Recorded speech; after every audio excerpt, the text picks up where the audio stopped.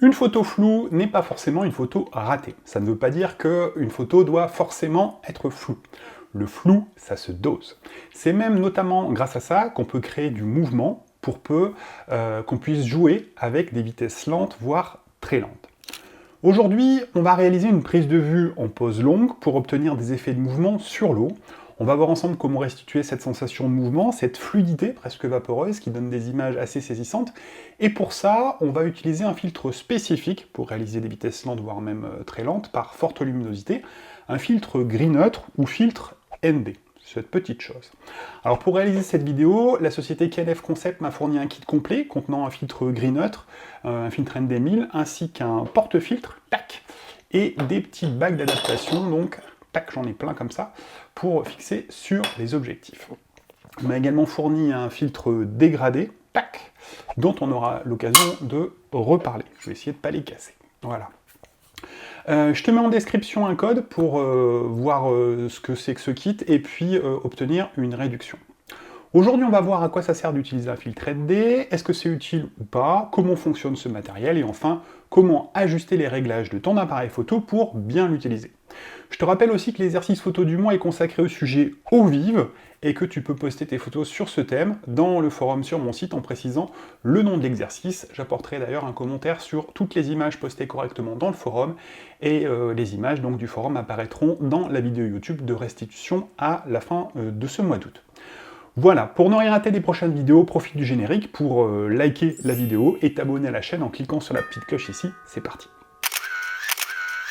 Si on photographie un cours d'eau en vitesse rapide, on peut facilement figer le mouvement. C'est intéressant pour obtenir des gouttes d'eau immobilisées en plein vol. Ça donne même parfois l'impression qu'on a photographié un liquide qui aurait gelé instantanément. Mais pour donner un aspect vaporeux à l'eau, il va falloir utiliser une vitesse lente. Habituellement, on cherche plutôt à éviter de descendre trop bas dans les vitesses pour éviter le flou de mouvement et le flou de bouger. Le flou de mouvement, c'est le flou qui est dû au mouvement du sujet pendant le temps d'exposition.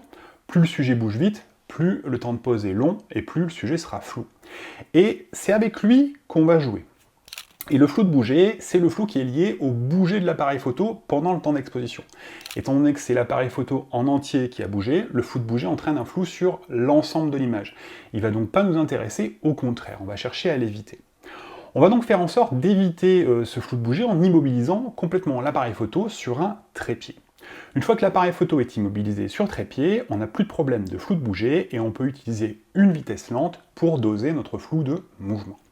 Maintenant, pour obtenir un bel effet de flou de mouvement, il faut pouvoir utiliser une vitesse assez lente pour enregistrer le sujet pendant son déplacement. Pendant que l'eau elle va bouger, il va falloir enregistrer tout ça.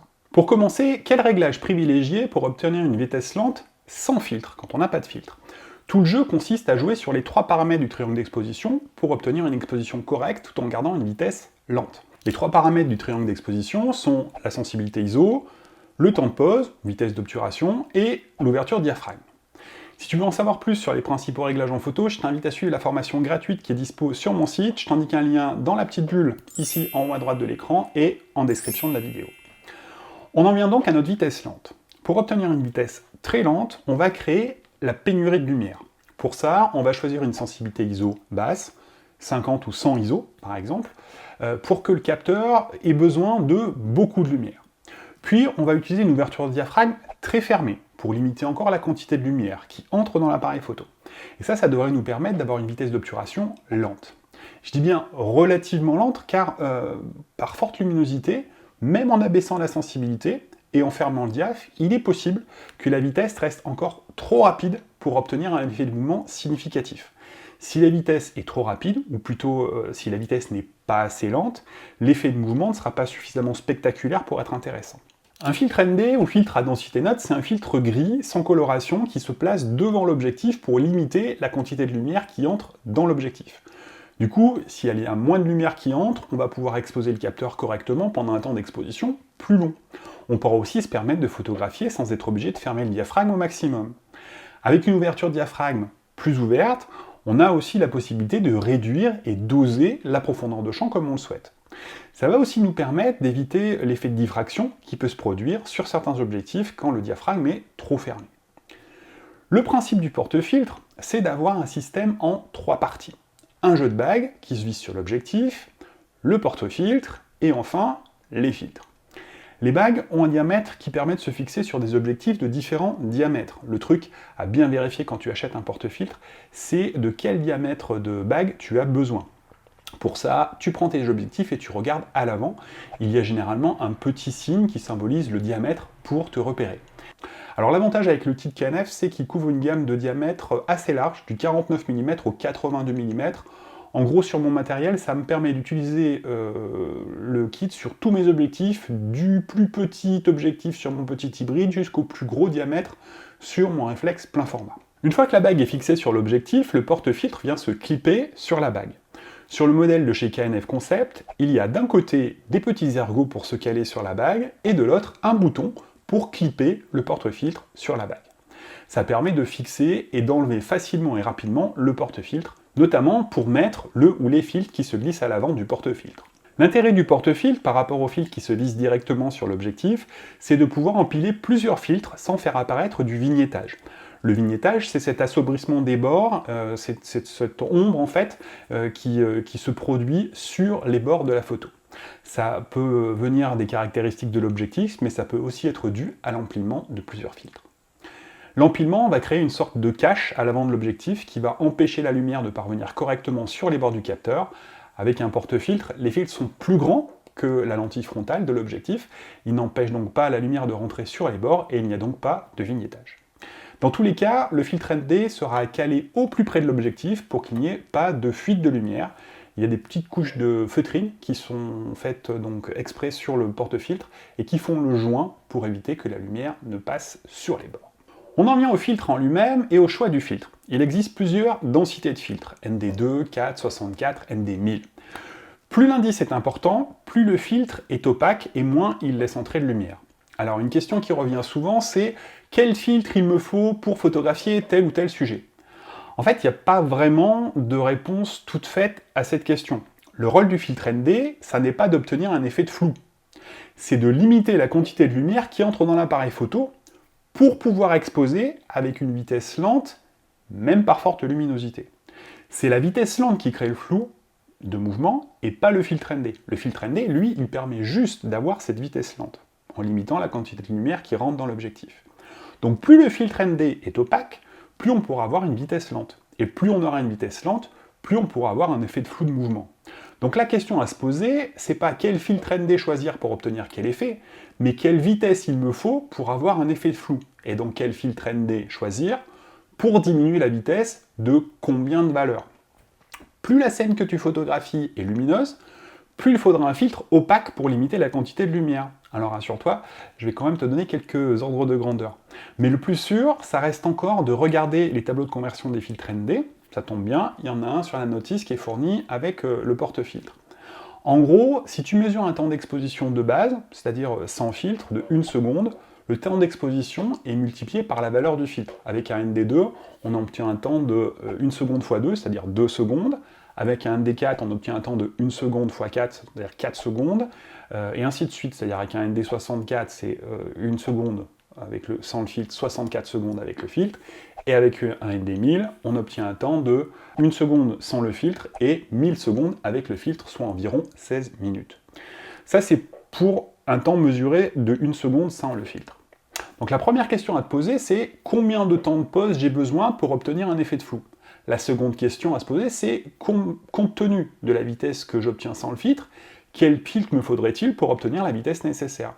Concrètement, sans filtre, à f5.6 à 100 ISO, on est autour, sur une plage en été en plein soleil, de 1 millième de seconde. Donc avec un ND1000, on passerait d'un temps de pause de 1 millième de seconde à 1 seconde. Dans un sous-bois par beau temps, on est autour de 1/15e de seconde.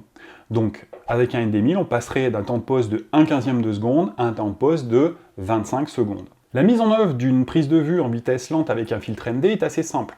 Par contre, elle nécessite de prendre son temps pour installer son matériel et ajuster méthodiquement les réglages. Donc, rien de bien compliqué, mais surtout, il ne faut rien oublier. Pour commencer, il va falloir prendre certaines précautions. Sur un appareil photoréflexe, la visée n'est pas numérique, comme sur un hybride, mais elle est optique.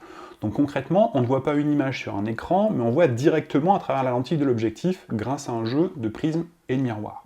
Quand on déclenche, le miroir se soulève et expose le capteur à la lumière. Or, ce mouvement de capteur peut entraîner des vibrations et donc un flou de bouger sur une pause longue. La solution, c'est d'activer la fonction de relevé du miroir, si ton appareil photo en a un, lors du déclenchement. Donc vérifie dans le manuel de ton appareil photo que la fonction est bien disponible sur ton boîtier. Tu peux ensuite accéder à cette fonction en allant le chercher dans le menu. Si tu as un souci pour le trouver, n'hésite pas à poster un message dans le forum du site ou dans le groupe Facebook en indiquant le modèle de ton boîtier. On essaiera de te donner un petit coup de pouce. Le second point auquel il faut être attentif pour des pauses longues avec un réflexe, c'est la lumière parasite qui peut entrer par l'œilleton et perturber la mesure de lumière. Avec la visée optique, la lumière provient de l'objectif, mais elle peut aussi rentrer par le viseur. Alors sur des temps de pause courts et lorsque tu as l'œil rivé au viseur, il y a peu de lumière qui passe, mais en pleine lumière, si tu couvres pas l'œilleton avec ton visage et si la lumière entre sur un long temps d'exposition, l'exposition peut s'en trouver perturbée. La solution, c'est de masquer l'œilleton. C'est à ça que sert le petit bidule qui est attaché à la courroie des appareils photo réflexes.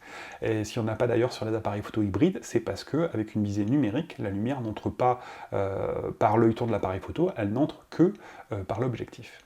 Que tu utilises un réflexe ou un hybride, on va commencer par caler une sensibilité ISO basse, par exemple 100 ISO. Pour ce qui est du positionnement, le temps de pause étant très long, le trépied est impératif pour immobiliser complètement ton appareil et empêcher les flous de bouger de l'appareil photo pendant la prise de vue. Tu peux aussi désactiver le stabilisateur de ton boîtier ou de ton objectif, c'est une fonction qui limite les flous de bouger quand tu photographies à main levée, mais qui paradoxalement peut créer des mouvements quand l'appareil photo est complètement immobilisé sur un trépied. Donc autant l'enlever, c'est plus simple. Enfin, pour être sûr de ne pas faire bouger l'appareil photo au moment du déclenchement, tu peux utiliser un déclencheur à distance, une appli de ton téléphone, ou si tu n'as ni l'un ni l'autre, tu peux juste utiliser le retardateur 2 ou 10 secondes pour déclencher. Ça évitera que l'appareil photo ne bouge au moment du déclenchement. On en vient au choix du filtre neutre, plus précisément à la densité du filtre neutre à utiliser. Plus le filtre est dense, plus il empêche la lumière de passer, et plus il permettra d'avoir un temps de pause long. Le choix du filtre dépend donc de la vitesse finale qu'on veut obtenir. On va donc mesurer la lumière sans filtre, pour voir quelle est la vitesse de départ, puis on va regarder quel filtre correspond pour obtenir la vitesse souhaitée. Pour mesurer la lumière, tu peux commencer par régler l'appareil photo à 100 ISO en programme d'exposition priorité ouverture.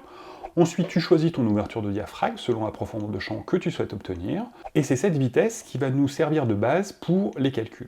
Selon la densité du filtre, on a vu que tu pouvais avoir une vitesse 2 fois plus longue avec un filtre ND, 4 fois plus longue avec un ND4, et ainsi de suite, donc 1000 fois plus longue avec un ND1000. À partir de là, on va rencontrer deux cas de figure.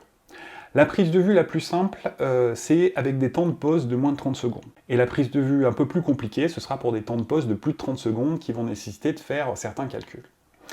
Avec un temps de pause de moins de 30 secondes, tu restes dans la plage de vitesse de l'appareil photo. Il va pouvoir se débrouiller tout seul sans que tu aies à faire des calculs savants. Par contre, si tu as un temps de pause de plus de 30 secondes, tu n'es plus dans la plage de vitesse de l'appareil photo et il va falloir calculer la vitesse nécessaire à l'exposition et utiliser le mode bulbe pour exposer au-delà de 30 secondes. On va se positionner en programme d'exposition manuel ou en mode bulbe, selon que ton appareil photo gère la pose B en programme manuel ou qu'il dispose d'un mode bulbe spécifique. Et là, la fonction est la même. C'est juste la manière d'y accéder qui change selon les appareils photo. Si tu as un doute, le seul moyen de savoir comment faire avec ton propre boîtier, c'est de consulter, là encore, le manuel de ton appareil photo. Quel que soit le mode d'exposition, tu choisis le diaph en fonction de la profondeur de champ que tu souhaites obtenir, puis tu mesures la lumière sans installer le filtre ND. En mode manuel, l'exposition est calée pour une luminosité moyenne quand ton petit curseur du bar graphe est au centre de la graduation. Tu vas donc pouvoir tourner la molette de réglage de la vitesse d'obturation jusqu'à ce que le curseur soit au milieu du bar graphe. Avant de mettre le filtre ND devant l'objectif, tu vas devoir adapter la vitesse pour que l'exposition tienne compte de l'ajout du filtre ND. Pour ça, note bien la vitesse d'obturation que tu as mesurée sans le filtre ND, puis reporte-toi au tableau pour connaître la vitesse correspondant avec le filtre ND. Le résultat va dépendre de la vitesse mesurée et de la densité de ton filtre ND. Pour la mise au point, si la vue est trop sombre dans le viseur ou sur l'écran arrière, tu peux enlever le filtre le temps d'ajuster la netteté. La question qui peut parfois se poser, c'est où faire la mise au point. Pour répondre à ça, pose-toi la question simple, quel est le sujet principal de ton image? Quel est l'élément le plus important? Celui sur lequel tu veux attirer l'attention du spectateur en priorité. C'est là que tu vas pouvoir faire la mise au point. Si tu as des questions, je te joins un lien vers le forum et vers le groupe Facebook sous la vidéo. Je te joins aussi un lien vers les filtres de KNF qui ont la gentillesse de m'envoyer donc ce kit pour réaliser cette vidéo. Pense à t'abonner et à mettre un petit coup de pouce pour soutenir la chaîne. On se retrouve mercredi prochain. Bonne semaine et bonne photo.